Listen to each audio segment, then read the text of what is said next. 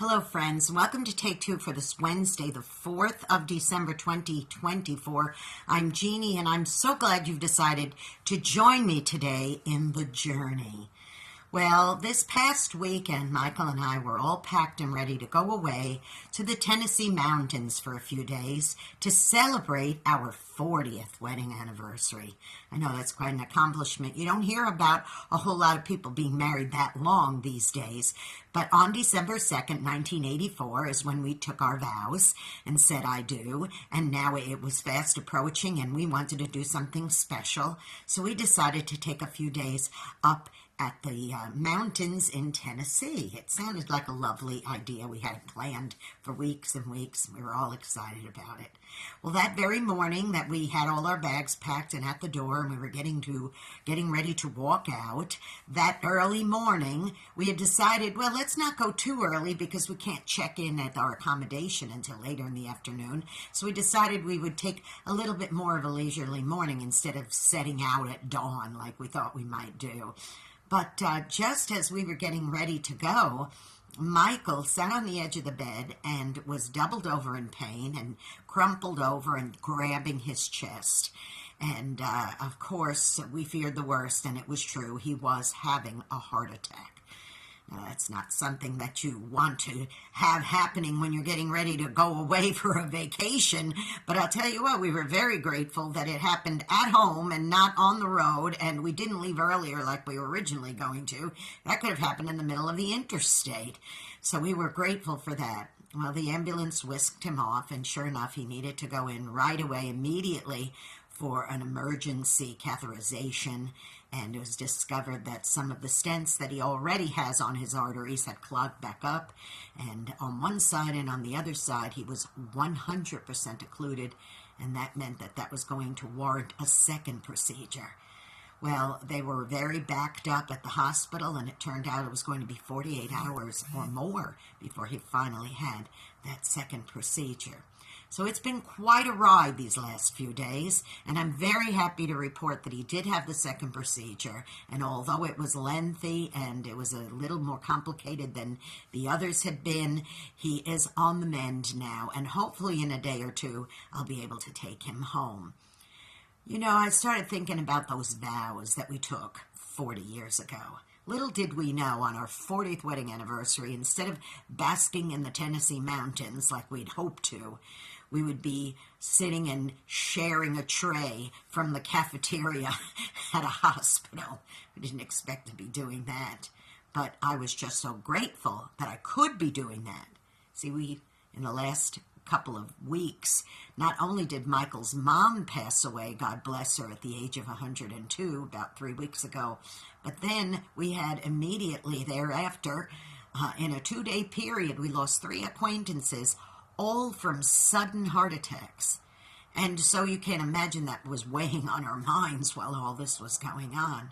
I started thinking about those vows and how the vows are so much more complicated than just love, cherish, honor, all that frou-frou, happy, wonderful stuff. Now, those things are all good and great if you are going to love and honor and cherish and all that.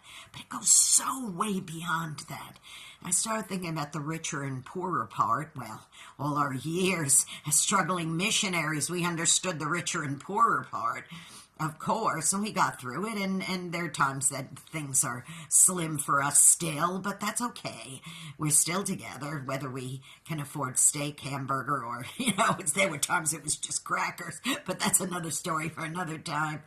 But the one that really stuck out in my head was the sickness and in health part, because, a lot of people, when the going gets rough, they get going. They don't stick around. And I'll tell you, we've been around the block now 4 times with Michael, 2 heart attacks and 4 stent operations. Actually, with the second operation, it was 5 actual operations that he's had, or procedures. But 2 heart attacks, that's pretty serious. And this one could have taken him out, but it didn't. And I said, you know what, it wasn't even a question of whether I would come home, grab a few hours of sleep, and then run right back over to the hospital to sit in the chair and sit by him while he slept. It wasn't even a question, because it's just something you do when you take vows like that. So I encourage you, boys and girls, if you have taken a vow of any kind, a good vow, whether it's a vow to be a good parent or a vow to be a good spouse or a vow to do your best at your job, or even a little personal vow of saying, I'm going to do the best to be president of this club or organization. If you've taken those vows, please, boys and girls, take them seriously. Now, I'm not saying there aren't extenuating circumstances, especially if you make a commitment to something and it ends up being way more than you can and other things suffer. I'm not talking about that. I'm talking about these types of vows.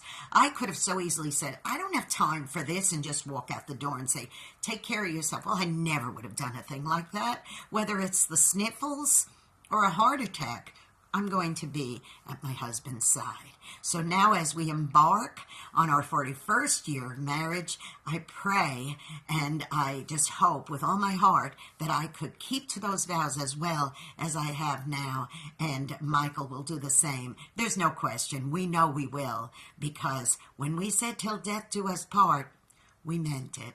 Now listen, go be a blessing to somebody today, because you may end up being the only one who is. And if you've made a vow about something and you've kind of been lax about it, re-examine your heart and just go forward from this point, okay? If you have to recommit to that vow, you go ahead and do that. And listen, don't forget, please become a subscriber to this YouTube channel if you haven't done so already. Jeanne Sigler, Jeanne Sigler. Hit the subscribe button and notification bell. Give me a thumbs up, because it really helps with the algorithms. And don't forget to also follow me on X at Jeanne NY Woman, the @ JEANNENY woman, and hit follow, okay? Now don't forget, I've got lots of really fun Christmas programming coming up on ultimateoldiesradio.com every Saturday at 9 Eastern, 8 Central AM and PM. You can hear Through the Eyes of a New York Woman. And then again, you can hear an encore presentation on oldies700.com every Sunday at 4 Central, 5 Eastern AM and PM, the same program. I love you all very much. I got to head back to the hospital and go sit by my husband as he heals up, because I took a vow and I meant it. I love you. I'll see you next time. Bye-bye.